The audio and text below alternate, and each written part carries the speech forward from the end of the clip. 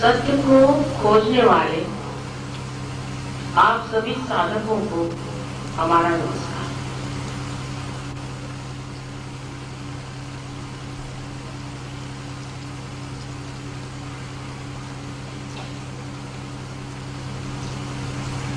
मैंने सुना कि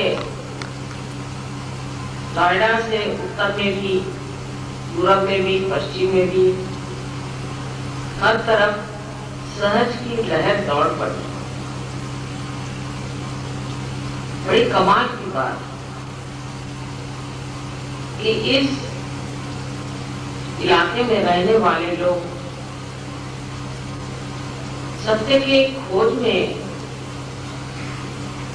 इस तरह से आंतरिक है, ये मुझे पता नहीं था। और ऐसी आशा भी नहीं। लेकिन आज जो आप सारे जन समुदाय को देखती हूँ तो बड़ा आश्चर्य होता है कि यहाँ पर इतने प्रेमी हैं जो अपना आत्म साक्षात्कार पाना चाहते हैं और अपने अंदर का जो ज्ञान है उसे प्राप्त करना चाहते हैं। आश्चर्य इसलिए कि पहले तो इस जगह जैसी जैसी धर्म की प्रणालियां हो गई उनमें एक से एक सब विपरीत हो गया। और जब हम लोग भी इसी मेरठ के आसपास रहते थे और घूमते थे तो लोगों का सादापन तो दिखाई देता था और परमात्मा के लिए इतनी आंतरिक इच्छा मैंने देखी नहीं। और आज आप लोगों को देख करके एक चमत्कार सा मुझे लगता है कि जिस भूमि को आप एक उर्वरा जमीन समझे और वहां इतने पेड़ पनप जाए तो ये विशेष करके एक सहज का चमत्कार ही कहना चाहिए। ऐसे महाराष्ट्र में बहुत मेहनत की, हमने सालों मेहनत की, संत साधुओं ने वहां ढूंढा, बहुत सी बातें सहयोग की जो आज आप सुन रहे हैं पहले भी वहां लिखी गई।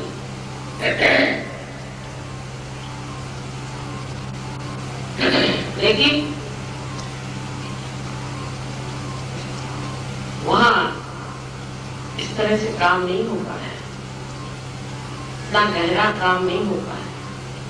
ये गहरा काम सिर्फ इसी जगह होना था, इसी नोएडा के आसपास। कुछ समझ में नहीं आता ये सब कैसे हो गया। और ये सब देख करके अभिभूत हो जाते, दिल भरा, समझ में नहीं आता कि क्या कहें और क्या न कहें।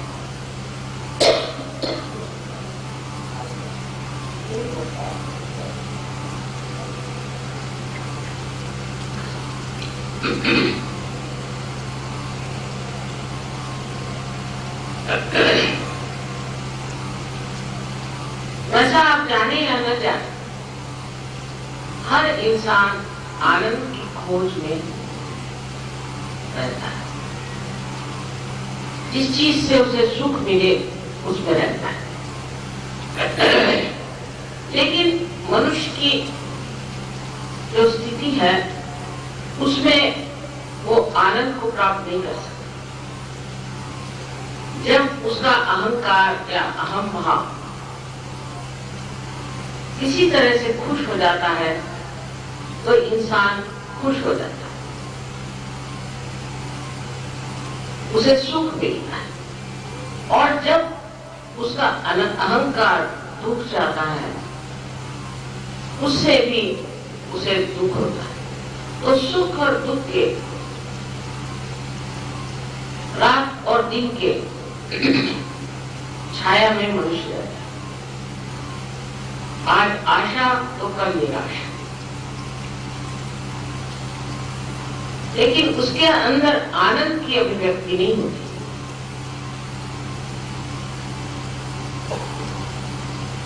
जो सुख और दुख वो अपने अहंकार से प्राप्त करता है, वही अपने संस्कारों से भी प्राप्त करता है। जैसे कि हमारे संस्कार हैं, कुछ अच्छे संस्कार हैं, और जब हम किसी बुरे संस्कारों में जाना चाहते हैं तो दुख होता है। या किसी को देखते हैं कि जिसमें ये बुरे संस्कार हैं, उसे दुख होता है। और किसी को देखते हैं कि आदमी में कितने अच्छे संस्कार हैं, आदमी कितना महान है, उसे देख करके सुख होता है। तो सुख और दुख के आंदोलन में मनुष्य का जीव भटकता है। आनंद की प्राप्ति सिर्फ तब होती है जब आपका संबंध उस चारों तरफ फैली हुई चराचर की चैतन्य सृष्टि से होता है। इसको पातंजलि ने ऋतंबरा प्रज्ञा का बड़ा भारी नाम दिया, लेकिन है चीज वही, इसे हम ब्रह्म चैतन्य कहते हैं। ये जो ब्रह्म का चैतन्य चारों तरफ फैला है, ये बड़ा भारी एक सत्य है। और जो ये आज आप जब फूलों की सृष्टि देख रहे हैं, ये जो सुंदर सब चीजें देख रहे हैं, ये सब उसी चैतन्य का कार्य है। जितना भी जीवंत कार्य है वो ये ब्रह्म चैतन्य करता है। और जाने न जाने मनुष्य भी उसी ब्रह्म चैतन्य के साथ योग घटित होने के, संबंध जुड़ने की मन में इच्छा रखता है, तो उसको कभी कभी ये मालूम नहीं।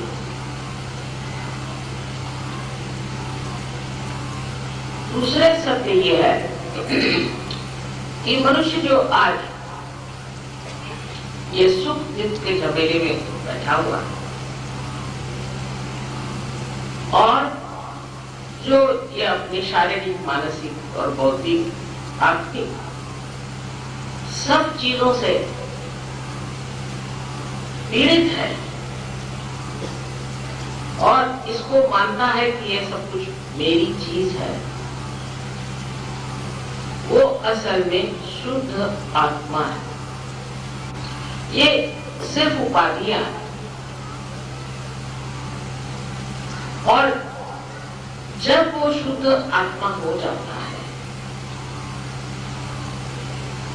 तभी उसमें आनंद का प्रकाश आने लग जाता है। अब आनंद के भी अलग अलग स्वरूप हैं।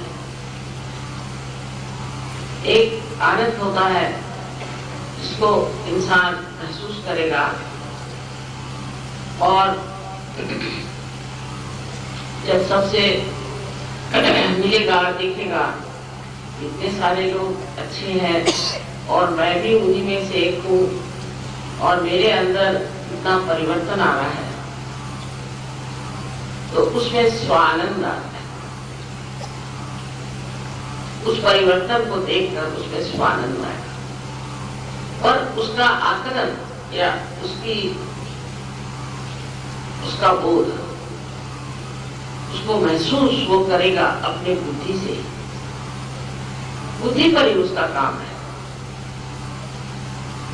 वो देखेगा कि वाह क्या बढ़िया लोग तैयार हो रहे हैं, देखिए इतने देश में सर्च फैल रहा है और मैं भी एक सहयोगी हूँ। उससे एक आनंद अंदर उठे, लेकिन उससे भी और ऊपर चढ़ना है। ऐसे अनेक आनंद के पद। जो आदमी पहले कंजूस होगा तो उसको मजा आएगा कि वो अपने पास के धन से लोगों को तृप्त करे, लोगों को खुश करे, लोगों को खाना खिलाए। इस प्रकार एक दूसरे आनंद की अनुभूति आने लगी। पहले कोई चीज आप बाजार में जाते थे तो अपने लिए खरीदते थे, अब सोचते हैं अरे ये चीज उनके लिए अच्छी होगी, वो चीज उनके लिए अच्छी। फिर ये आप सोचने लगते हैं कि दुनिया भर की जितनी जड़ चीजें हैं, मैटर है, मटीरियल चीजें, उसका उपयोग एक ही है कि अपना प्यार उसमें करना है, लोगों को वो चीज दे।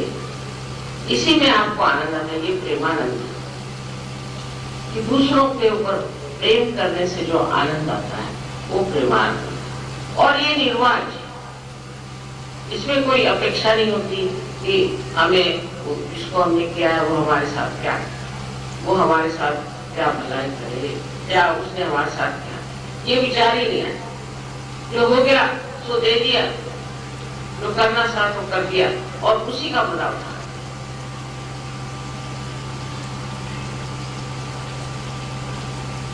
उसके बाद बहुत से कलाकारों में एक नया आयाम आ जाता है और वो लोग ये सोचते हैं कि किस तरह से हम ऐसे चित्र बनाएं जिससे ये सहज ही खुश हो जाए, सहज के लोग खुश हो जाए। अब वो चित्र जरूरी ऐसे होने चाहिए कि उसमें से चैतन्य बहना चाहिए। अगर उसमें से चैतन्य नहीं बहेगा तो खुश नहीं हो। फिर ऐसा चित्र अगर उनसे बन जाए किसी कलाकार से जिससे कि चैतन्य बह रहा है, तो वो फिर उस कलानंद में बैठा रहता है। उसको ये चिंता नहीं है कि मैंने कितनी मेहनत की, मैंने क्या किया, मैंने किस चीज को उठाया, किस चीज को इसमें डाला, कितने रुपए मैंने खर्च किए, कुछ नहीं। उसको ये लगता है चलो ऐसी चीज बन गई कि जिसमें से चैतन्य की लहरी आ गई। तो उस दर्पण को देख करके अंदर उसके ऐसी भावना आती है कि मैं भी कुछ हो गया हूँ, जो मेरे हाथ से जो चीज बनती है उसमें से चैतन्य। आज भी ऐसे बड़े बड़े कलाकार हो गए जिनके चित्रों में से चैतन्य की लहरियां आती और बहुत सुंदर ऐसा वातावरण वो निर्माण करते हैं। लेकिन इसकी जानकारी जब तक आपके हाथ में चैतन्य नहीं होंगे आप जान। और इस तरह के नए आयाम में हर कलाकार एक नई भूमिका ले लेता है। और जो कलाकार भी नहीं, वो भी मैंने सुना है बहुत से लोग कि जिन्होंने कभी कविता तो क्या कोई गद्य काव्य भी नहीं लिखा है, वो एकदम कविता बनाने लगता है और बड़ी बढ़िया गहरी कविता है। और ऐसे छंद में और ऐसे गीतों में वो बसा देते हैं कि वो खुद हैरान है कि हमने कभी लिखा ही नहीं और हमें कभी मालूम ही नहीं, और ये पता नहीं किसने लिख दिया, गरीब कैसी सुंदर चीज है। और उसके गाने में जैसे अभी यहाँ लोग गा रहे थे, इतने आनंद से झूम झूम के, क्योंकि उसके अंदर की जो चेतन शक्ति है, चैतन्य है, वो आपको आनंद देता है। और ऐसे कला के आनंद में आप विभोर थे और आप ये भी जान रहे थे कि आप सबको आनंद दे रहे हैं, सबके अंदर चैतन्य बह रहा है। हर कला के अंदर से चैतन्य बह सकता है। हालांकि उसको बनाने वाला, चलाने वाला, कहने वाला, गाने वाला ये मनुष्य, लेकिन उसके अंदर से चैतन्य की लहरियां ऐसी निकलती हैं कि जैसे कोई साक्षात मुरली बजा रहा है। इन सब चीजों का सहयोग में बहुत ही बड़ा हमने प्रदर्शन देखा है हर जगह, हिंदुस्तान में नहीं बाहर भी, हर जगह कला एकदम से प्रस्फुटित हो गई। बहुत से कलाकार जो हमारे सामने बजाने आए आज दुनिया में विश्व में मशहूर कलाकार हैं, और बहुत से कलाकार खासकर प्रदेश में संगीत में इतना नहीं किंतु कला में पेंटिंग्स में बहुत नाम कमा रहे हैं। इस प्रकार हर चीज में मनुष्य को एक तरह से भी नया आनंद आता है। तीसरे बहुत से लोग जो कार्यशील है, बहुत कार्य में है, वो लोग कार्य करते हैं लेकिन बड़ी तकलीफ होती है, श्रम होता है, सोचते ये क्या भला है कब ये नौकरी छूटे और हम आराम से बैठे, और बड़ी परेशानी। सदियों के बाद मैंने देखा, कल एक साहब बता रहे थे कि वो रात को 3-3 बजे तक ये झंडे बना रहे थे और ये गेट्स बना रहे थे, फिर तोरण लगा रहे थे। अरे मैंने कहा इतने दिन से तुम लोग तोरण लगा रहे हो, थक नहीं गए? कहले नहीं माँ, हमें तो इतना आनंद आ रहा था, बड़ा ही आनंद आ रहा था, और उसी आनंद से हम सब कार्य करते। और कैसा आनंद, हम लोग सब मिलकर के ऐसा लग रहा था जैसे देवी का राज्य का हो रहा है। और न जाने कितने दिन उन्होंने मेहनत की, कितने गेट्स लगाए, आप लोगों ने भी कितनी सजावट करी हुई है। यही मैं सोचती हूँ ये सब प्रेम का ही तो आरोपण है। आप लोगों का जो प्रेम है वही इन सब चीजों में छिपा हुआ हंस रहा है, खुश हो। ये एक फिर आपको कह रही थी कर्म का आनंद, आपने जो कर्म, क्योंकि आपको लगता ही नहीं आप काम कर्म कर रहे हैं, आपको लगता है कि नहीं हम तो मजे कर रहे हैं, ये तो ये हो रहा है वो रहा है, हर एक चीज में मजा नहीं, यही नहीं, पर आपके अपने काम में भी आपको बड़ा मजा आए, सब चीज में बड़ा मजा आए। और फिर एक सामूहिक आनंद, इस सामूहिक आनंद में आप समूह के साथ, चाहे वो गाना बजाना हो, चाहे मंडप खड़ा करना हो, चाहे पोस्टर्स लगाना हो, पता नहीं क्या क्या किया है, इस किसी चीज में भी आपको बड़ा ही आनंद आता है। कि एक बड़ा सामूहिक आनंद, सामूहिक आनंद काफी ऊंची चीज है। उसमें एक दूसरे से ईर्ष्या नहीं होती, कोई ईर्ष्या, और जो कुछ अधिक काम करता है तो उसके प्रति बड़ा गौरव और बड़ी श्रद्धा होगी। इस आनंद से भी एक आनंद और भी है जो मन ही मन श्रद्धा और भक्ति से आप गदगद हो जाते हैं।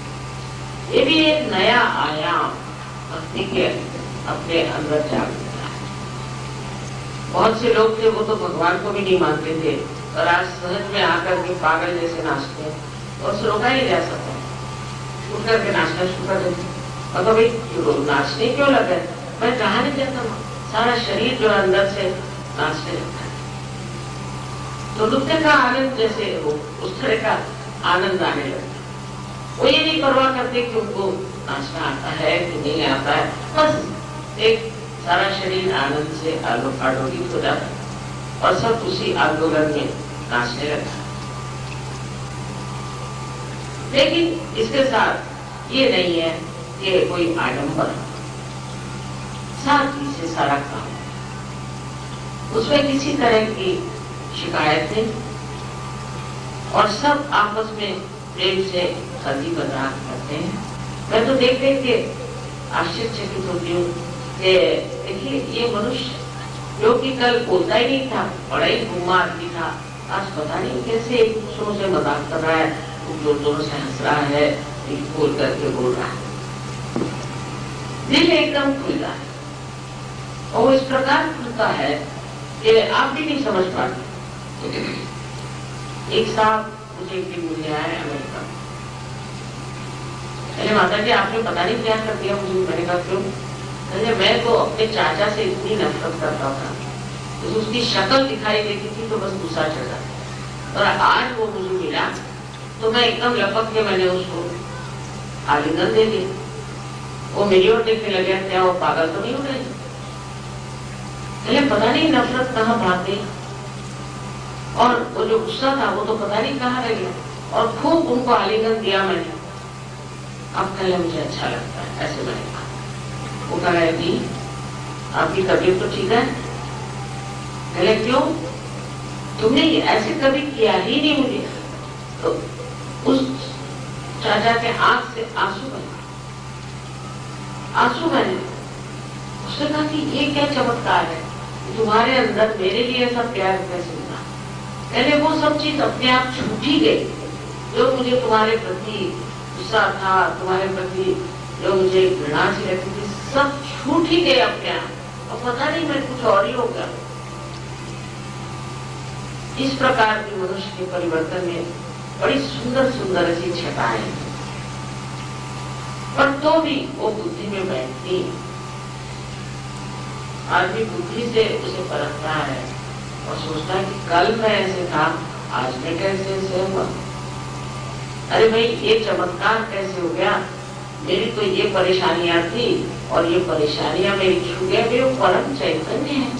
आप उसके दरबार में आ गए, फिर वो तो सारा काम इतना अचूक करता है और किस तरह से संभालता है, ये बस आप देखते ही रहिए। लोग मुझे हमेशा लिखते रहते हैं, माँ ये चमत्कार हुआ, वो चमत्कार हुआ। इतने चमत्कार लिख दीजिए। तो मैंने किसी का भी लिख रखो, ये क्या क्या चमत्कार की बातें कर रहे हैं, कोई किताब ही छापते। एक महीने में उसके सर तक वो सारे दोनों तरफ में फाइलें बन गई। उसने कहा मैं इसमें से कौन सी चीज छापूं, आप निकाल के। अगर मेरे पास समय कहाँ है निकाल। और फिर एकदम बहुतों को मैंने देखा है कि कुछ इस मामले में लिखने की, विचार करने की, इस ओर ध्यान देने की भी इच्छा है।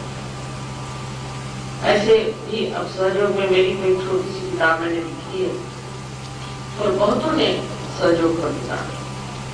जिसको जो मन पड़ा उसे लिखते, जो कभी कुछ लिखते भी नहीं थे वो भी लोग काफी लिख रहे हैं और किताबें उन्होंने लिखी, बहुत अच्छी लिखी। मैंने उनको कभी देखा भी नहीं, पर जब देखा तो इतनी अच्छी किताबें उन्होंने लिखी हुई इस बात। ये सब विचार की जो नई धाराएं ऐसी मनुष्य के सामने आप रख रहे हैं, जिससे कि मानव सोचने लग जाता है कि ये आदमी बात क्या कर रहा है। आज तक किसी ने आपके अंदर के प्रश्नों का उत्तर नहीं दिया। किसी ने ये नहीं बताया था कि अंदर आपके कौन से चक्र हैं और उन चक्रों पे कौन से देवता बैठे हैं और वो कौन से कार्य करते हैं, और आपकी जागृति के बाद आप क्या क्या शक्तियों को प्राप्त कर सकते हैं। आज तक किसी ने नहीं बताया। ये अंदरूनी शक्तियों को ये आदमी कैसे बताता, वो खुद महसूस करता है, उसने खुद इसे पाया और वो लिखता है। अब उस पर लोग विश्वास करें चाहे न करें, उससे उसको परवाह है। और सबसे तो कि उसका भय ही दूर हो जाता। किसी भी चीज से भय करना उसके लिए बड़ा मुश्किल। वो किसी से डरता है, किसी से डरता है। जो कुछ भी करना है वो सामने जा करके साफ कर, वो डरता नहीं। किसी से भी उसको ये नहीं लगता है कि मैं ये कहूंगा तो वो क्या करेगा, वो कहूंगा तो क्या। और इसी तरह से वो एक शेर के जैसा, एक जैसे जंगल में राजा था, वैसे ही इस कलयुग में एक बड़े भारी वीर के भ्रांति, फिर वो चाहे औरतें हो चाहे आदमी। मैंने देखा है कि ऐसे उनके अंदर वीरता के प्रदर्शन होते हैं कि कभी सोचते भी नहीं थे कि ये इंसान कुछ बोलेगा या कुछ करेगा। बहुत से लोग जो स्टेज पर बोलते नहीं थे, मैंने कहा चलो खड़ो हो बोलो, शुरू कर दिया। और कहते माँ पता नहीं हम कैसे बोले जा रहे थे, पता ही नहीं हम बोलते गए, अब पता ही नहीं हम क्या बोल रहे थे। अरे भाई तुम बहुत अच्छा बोले, हमें तो पता नहीं था, हम तो बोलते जा रहे। इस प्रकार अनेक सारी चीजें अकस्मात घटित होती है, क्योंकि हमारे अंदर आत्मा का प्रकाश आ जाए। आत्मा के प्रकाश में हम एक दूसरों को पहचानते हैं, एक दूसरों का महत्व जानते हैं, और फिर जो हमें एक दूसरों के प्रति व्यवहार है उसमें प्रेम उमड़ आता है। तो प्रेम ही सत्य है और सत्य ही प्रेम। जब आप सत्य जानते हैं तब आप ये भी जानते हैं कि आप सारे सृष्टि से प्रेम करते हैं और सारे दुनिया से प्रेम करते हैं। प्रेम ही प्रेम आपको मिलता है और प्रेम ही प्रेम आपको। और अगर कोई आदमी आपको सताए या परेशान भी करे तो वो आपकी चिंता करने की बात है, वो आप परम चैतन्य पे छोड़ देते हैं कि इनको समझ। इस प्रकार सब चीजों का हल अपने आप निकलता है और आप सुख और दुख के चक्कर से छूट जाते हैं। जिस चीज को देख करके आपको दुख होता था उसको देखकर अब हंसी आएगी। क्या बेवकूफी है, देखिए इनकी बेवकूफी। यहां तक मैंने देखा है कि अगर कोई ईसाई होगा और वो समझ में आ जाता है तो ईसाइयों की बेवकूफी आती, और कोई हिंदू होगा और वो बस समझ में आ जाएगा तो हिंदुओं की बेवकूफियां देखेगा। उसी प्रकार मुसलमान, उसी प्रकार सब। और जब वो अपने जात भाइयों की बुराइयां देखने लग जाते हैं तो उधर उद्यत हो जाते, उधर वो कोशिश करते हैं कि ये बुराइयां हट जाए। तो एक सामाजिक आनंद भी अंदर आता है, कौटुंबिक आनंद भी आता है। जब आपकी पत्नी भी सहयोगी हो, बच्चे भी सहयोगी हो और आप भी सहयोगी हो, तो सब साथ बैठकर कर में बात ही नहीं करते, सहयोग की बात करते हैं। और मैंने कहा इतनी सहयोग की क्या बात करते हो? कहने मां कुछ खत्म ही नहीं होती, सहजी योग की बात पता नहीं क्या हम लोग करते रहते, कुछ खत्म ही नहीं होती और कोई बात ही नहीं करता। इस प्रकार एक नया मानव आज तैयार हो रहा है, इसे ध्यान लेना चाहिए। इसमें मेरा कुछ लेना देना नहीं है। मैं कहूंगी कि सबने अपने अपने समय में समय के अनुसार काम किया। जो कुछ भी संतों को करना था उन्होंने कहा किया है, और जिन जिन अवतरणों को काम करना था उन्होंने किया। सारे जितने बड़े बड़े प्रॉफिट्स हो गए और उन सब ने अपने अपने समय के अनुसार काम, उस वक्त वही काम। आज दूसरा काम है जो मुझे दिया गया, वो ये कि सबकी कुंडलिनी जागृत। मैं नहीं करती, ये भी सोचना कि मैं करती हूँ, ये भी गलत बात। आपकी हो जाती है मेरे सामने, मुझे तो कभी ऐसे नहीं लगता कि मैं कुंडलिनी को जागृत करती। कुछ हो जाता है क्योंकि कोई ऐसी बात जरूर है कि जिसके वजह से मेरे सामने आपकी कुंडलिनी जागृत हो जाए। फोटो के सामने भी होता है, और ये कैसे क्या होता है, सब कुछ क्या है, इसके बारे में आप सोचते भी, बस उसी में फिर आप मगन हो जाते हैं। और आप में जो दूसरा आनंद, जो बहुत बड़ा आनंद है, इसीलिए हम कहना चाहिए ये निरानंद आपके अंदर आ जाता है जब आप इसके बारे में सोचते हैं। आनंद सोचिए, सोच विचार, तब आपकी पूर्णता। जब आप आनंद में बैठे हुए हैं तब आपकी पूरी तरह से पूर्णता होती है, और यही पूर्णता प्राप्त करना माने ही एक निर्वाण की शुरुआत है। अब निर्वाण की भी कल्पनाएं अनेक अनेक लोगों ने बता दी अपने अपने तरह। निर्वाण का मतलब ये है कि आप अपने स्वयं में पूरी तरह से खो जाएं, वही निर्वाण है। इसकी कोई व्याख्या नहीं कर सकता, क्योंकि एक स्थिति है जिसमें आप ऐसी महान दशा पहुंच जाते हैं कि जहां पर आपके लिए सब आप ही, सारी सृष्टि आप, सारी दुनिया आप, और आप सब में ही समान। ऐसी एक स्थिति है, उसको प्राप्त करने के लिए सर के बल खड़ा होना नहीं है कुछ, और जब तब करने की जरूरत नहीं, कुछ नहीं। ये अपने आप एक बार जागरण हो जाए तो जैसे पेड़ अपने आप बढ़ता है, उस तरह से ये स्थिति आए। आज मुझे ये कहना है कि सिर्फ याद रखना चाहिए। ये स्थिति आते वक्त रास्ते में बहुत सी अड़चने आ सकती। एक चीनी लाओ त्से करके बहुत बड़े कवि लोग हैं, लेकिन वो बड़े भारी साधु थे और बड़े प्रचार थे। उन्होंने ताओ करके एक धर्म लिखा, इसका मतलब वो जो है ताओ। अब वो उन्होंने जो एक यांगत्से रिवर है उसका वर्णन किया। मैं भी उस रिवर से गई थी देखने के लिए, तो वाकई में हर 2-3 मिनट बाद उसका सीन बदलता और इतने सुंदर सुंदर पेड़ और इतने सुंदर सुंदर पहाड़ जो कि चाइनीज लोग अपने चित्रकारी में इस्तेमाल करते हैं, सब उसकी प्रेरणा वहीं से आती है।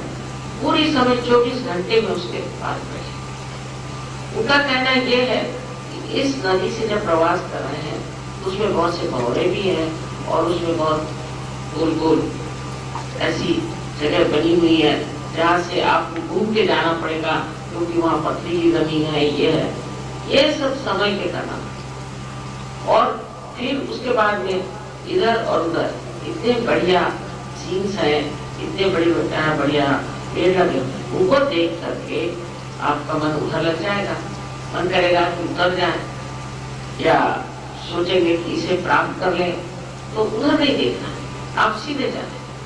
जब समुद्र नजदीक आ जाएगा तो नदी अपने आप बढ़ जाएगी और अपने आप उसके जो किनारे दूर हट जाएंगे और आप नदी के समुद्र में समा जाएंगे। और वास्तविक ऐसे ही अपने जीवन में भी ये कुंडलिनी के मामले में होता है। कुंडलिनी जब चढ़ने लग जाती है तब उसमें कहीं कहीं रुकावटें, कार्य शक्ति में भी रुकावटें आ सकती हैं और कार्य प्रणाली में भी, मतलब कार्य करने के ढंग पर भी। जैसे कि कोई आदमी एक काम कर रहा है, हो सकता है कि उस काम करते करते उसके अंदर कोई न कोई चक्र का आवाज है। इसलिए सहयोग में मनन करना जरूरी है। उसके लिए ये जरूरी नहीं मनन करने के लिए कि आप घंटों बैठे हैं, ऐसे नहीं। शाम को एक 10 बजे समझ लीजिए सोने से पहले आप 10 मिनट के लिए ज्यादा से ज्यादा थोड़ा सा मनन कर लें, और सवेरे बाहर जाने से पहले आप मनन कर लें, तो आप बिल्कुल शांतिपूर्वक आगे बढ़ सकते। और पहले ये देख लेना चाहिए कि हमें कौन सा दोष है। अपने अंदर बहुत से दोष होते हैं और उनमें से कौन सा दोष है जिसके कारण हम नहीं चढ़ पाते, जिसके कारण हम नहीं प्राप्त कर पाते। इसको बिल्कुल शांतिपूर्वक देखना चाहिए। अपने से नफरत करने की जरूरत नहीं, अपने से कुछ लांछन लगाने की। अब समझ लीजिएगा हमारी साड़ी में दाग पड़ गया तो ठीक है, ये दाग बड़ा में दिखाई दे रहा है, इसे अब साफ कर देना। कोई ये तो नहीं सोचते कि ये दाग पड़ गया और बहुत खराब हो गया, कुछ भी नहीं, ये तो बाह्य पीछे। तो जो कुछ भी दोष है वो सब अपने आप गिर जाते हैं अगर आप उनकी ओर देखें कि ये मैं नहीं, ये कोई और चीज। और इस तरह से जब ये दोष नष्ट हो जाते हैं तो आप एकदम शुद्ध स्वरूप होते हैं, शुद्ध आत्मा स्वरूप होते हैं। और यही स्थिति को प्राप्त करना, और तब आप आनंद को प्राप्त। इस आनंद की हर एक अलग अलग अनुभूतियां आते भी रहती है, और वो बुद्धि पर नहीं, वो एक स्थिति हो जाती है जहाँ मनुष्य आनंद में ही जमा रहता है और सब चीज को देखता है एक नाटक जैसे। इसको कहते हैं साक्षी। साक्षी होके हर एक चीज को देखते। अरे ये हो रहा है ठीक है, वो हो रहा है ठीक है, किसी चीज से वो विचलित है। जो श्री कृष्ण ने सिद्धप्रज्ञ की भाषा कही है वो ऐसे इंसान, और उन्होंने पहले ही कह दिया कि ज्ञान को प्राप्त करो। ज्ञान का प्राप्त करने का मतलब ये नहीं कि आप किताबें पढ़िए, लेकिन उसका अर्थ ये है कि आप अपने अंदर फंसे हुए ये जो नस है, ये जो सेंट्रल नर्वस सिस्टम है, इस पर इसका बोध होना चाहिए, इस पर जानना चाहिए। जैसे कि एक जानवर है, उसको गंदगी का विचार नहीं होता, मनुष्य को गंदगी का विचार होता है। अब अगर मनुष्य जब कहे कि मैं जानवर हूं तो गलत बात, और जानवर कहे कि मैं मनुष्य हूं तो वो भी नहीं बात। फर्क क्या है? कि इनका जो सेंट्रल नर्वस सिस्टम है मनुष्य का, उसमें बहुत सी सूक्ष्म सूक्ष्म संवेदनाएं आती, बहुत सी, जो जानवर में नहीं है। अब इससे ऊंची गति क्या होगी? ऊंची गति होगी कि जैसे एक कुत्ते से आपने ये फर्क है कि आप गंदगी जानते हैं, वैसे ही सूक्ष्म गति ये होती है कि आप जानते हैं ये पाप, ये बुराई, इसको करने का। जो चीजें आपको सर्वनाश की तरफ ले जा रही हैं वो गलत है, क्योंकि आपकी स्थिति ऊंची हुई, आप एक महान स्थिति में आ गए हैं जिसमें से आपके अंदर ये संवेदन आया है, ये गलत है, ये असहज है, इसको छोड़ो। वो अपने आप ही छूटता है, बुद्धि से नहीं छूटता है। यही फर्क है कि निरानंद में बुद्धि से नहीं छूटता है, वो निरानंद के ही आश्रय होता है। इसमें आनंद ही नहीं छोड़ो, इसमें वाइब्रेशन नहीं छोड़ो, जिसमें वाइब्रेशन नहीं वो चीज हमें चाहिए नहीं, ये बात आपके अंदर आने लग जाती है, क्योंकि उससे वो आनंद ही नहीं आता, इसलिए वो चीज आप छूटते भी नहीं और उसको मानते। इसके लिए कोई बड़े बड़ी यूनिवर्सिटी में जाने की जरूरत नहीं, या बड़े वेद और ये और वो पढ़ने की कोई जरूरत। ये मनुष्य की एक स्थिति है। कोई वेद पढ़ के या कोई बाइबल पढ़ के तो हम इंसान नहीं हुए। एक अंदरूनी जो निसर्गता,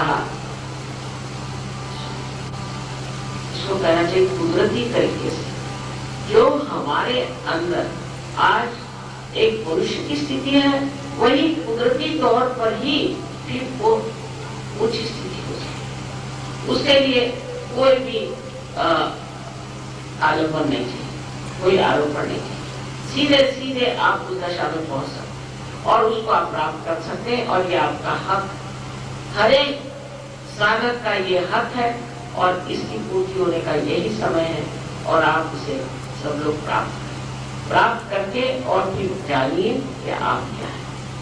तब आपको समझ में आएगा कि आप कितने गौरवशाली हैं, आप कितने शक्तिशाली और आप कितने प्रेममय हैं।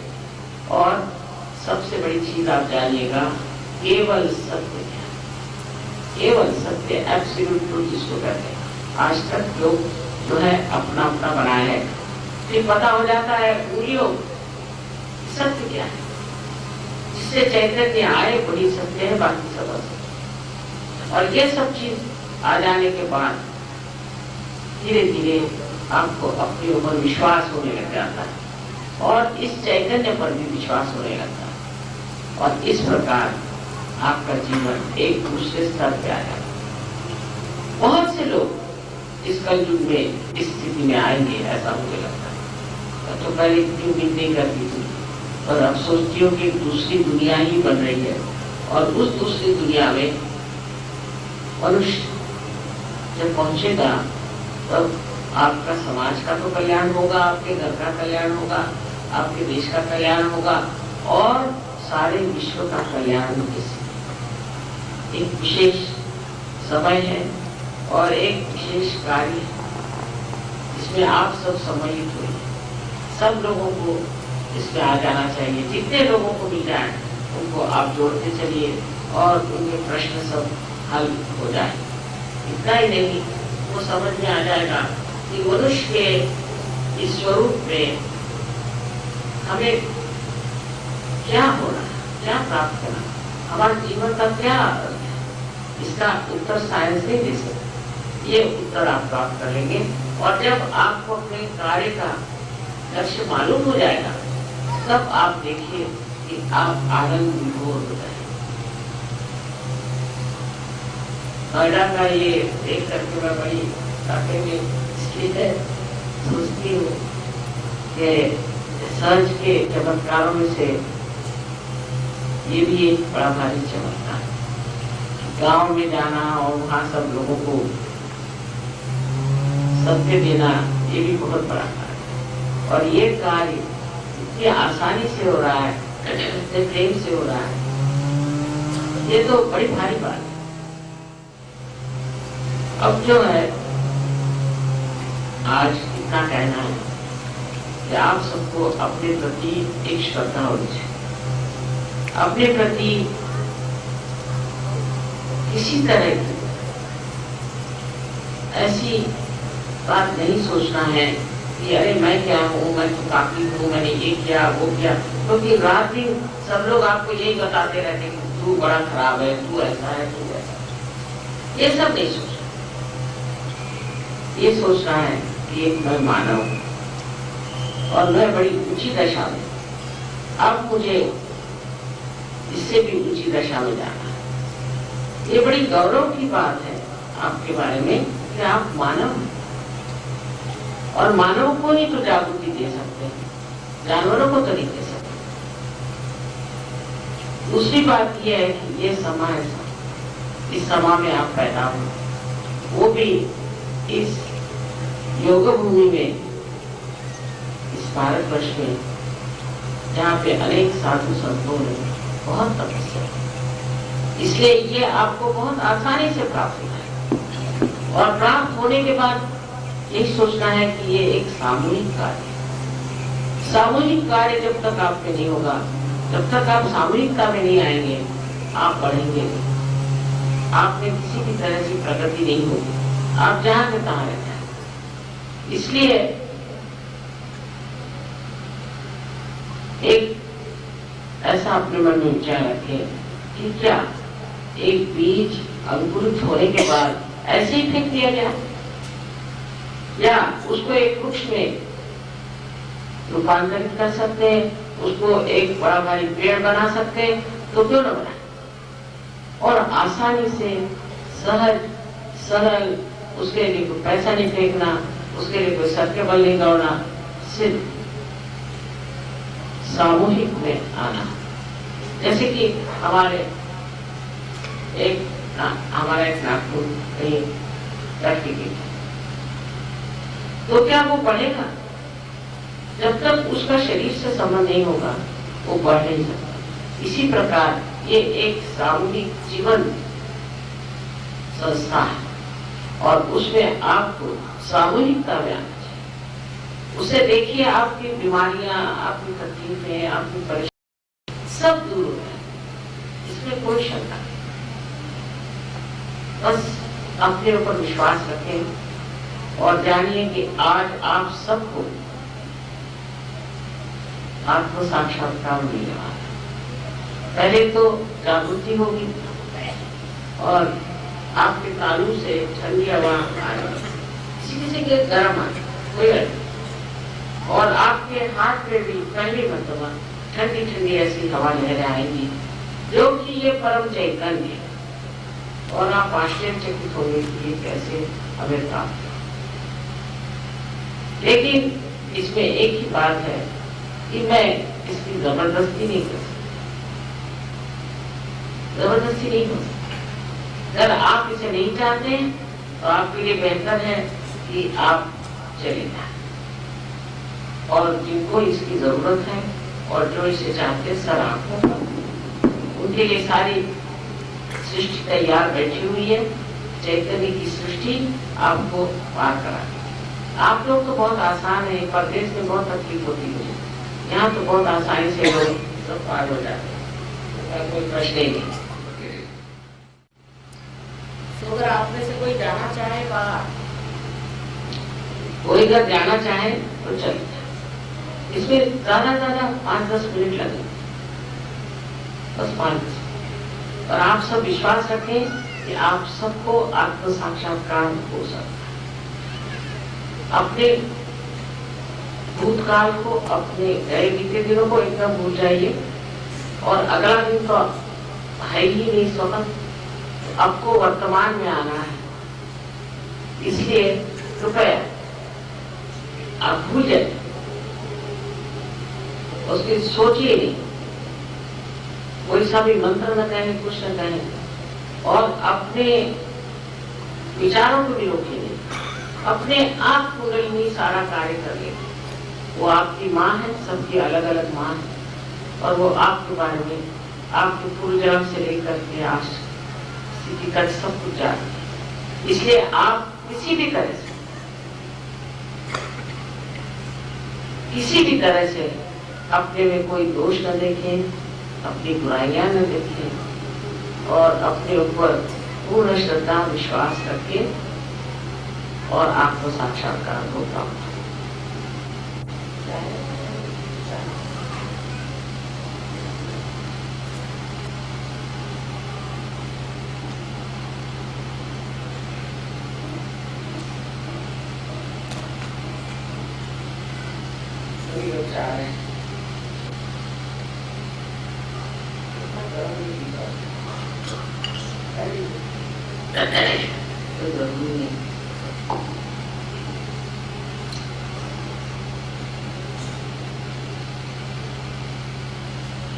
आप सब लोग तशरीफ रखिए, बैठ जाए तो अच्छा रहेगा। कहीं भी बैठ जाइए, आगे पीछे प्लीज भी सीटे।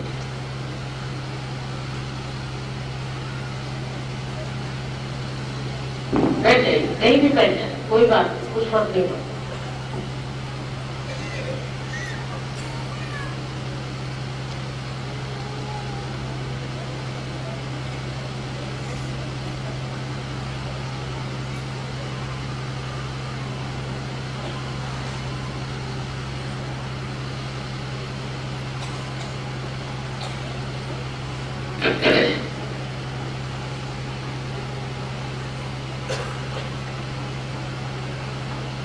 अब दोनों हाथ आप मेरी तरफ इस तरह से करें।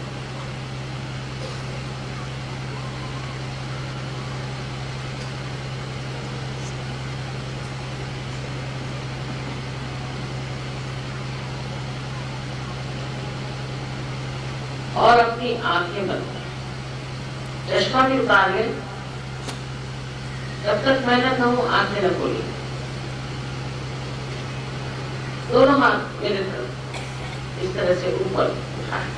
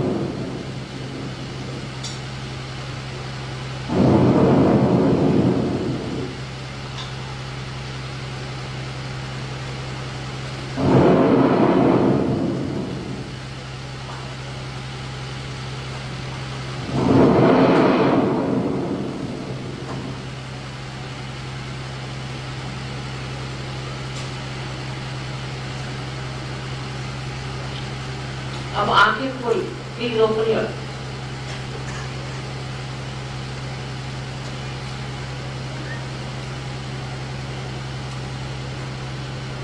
अब लेफ्ट हैंड हमारी ओर बढ़ाएं और राइट हैंड सर पे रखें। छूकर नहीं, ऊपर, छूकर नहीं, ऊपर रखें।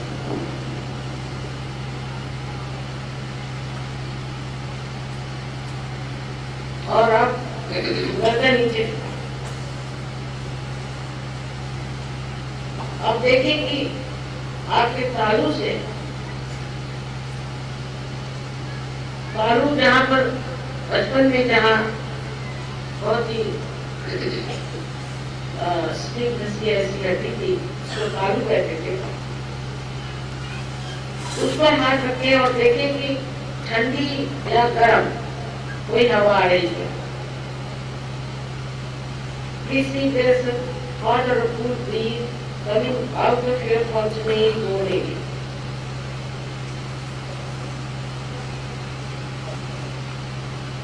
अब दूसरा हाथ में लो।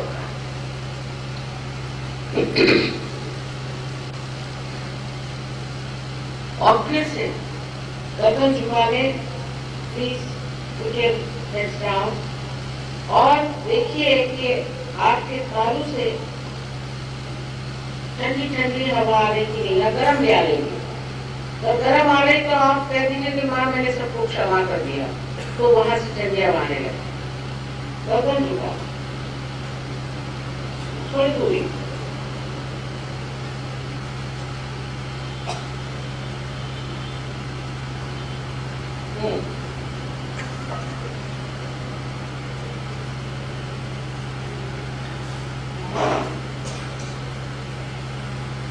अच्छा, अब एक बार और लेफ्ट हैंड मेरी ओर करें और राइट हैंड से देखें कि कोई ठंडी या गर्म ऐसी हवा की लहरें आपके बालू से आ रही है।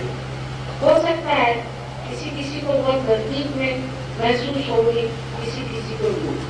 Please move with the left hand towards me and right hand on top of your forehead or area and see if there's a cool or a hot breeze coming out of that area. Some people feel it quite close and some people feel it quite far away. So you can move your hand and see for yourself. Bend your legs, bend your legs. Sir झुका दे, sir झुका दे।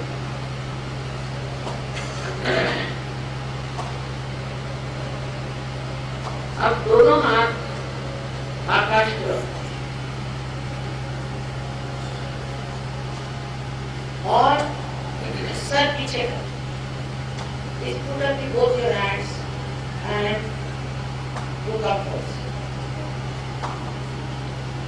अब एक सवाल पूछे कि मां क्या यही परम चैतन्य है, यही ठंडी हवा जो है यही परम चैतन्य है? Now please ask the question whether is it the true breeze or the Holy Ghost?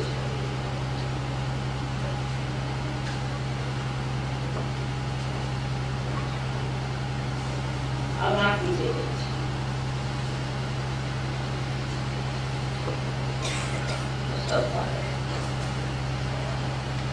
Now जिसके उंगलियों में या हाथों में या तालू से ठंडी या गर्म हवाएं आई हो, वो सब लोग हाथ ऊपर करें। और those who are friends, the good please, देखिए।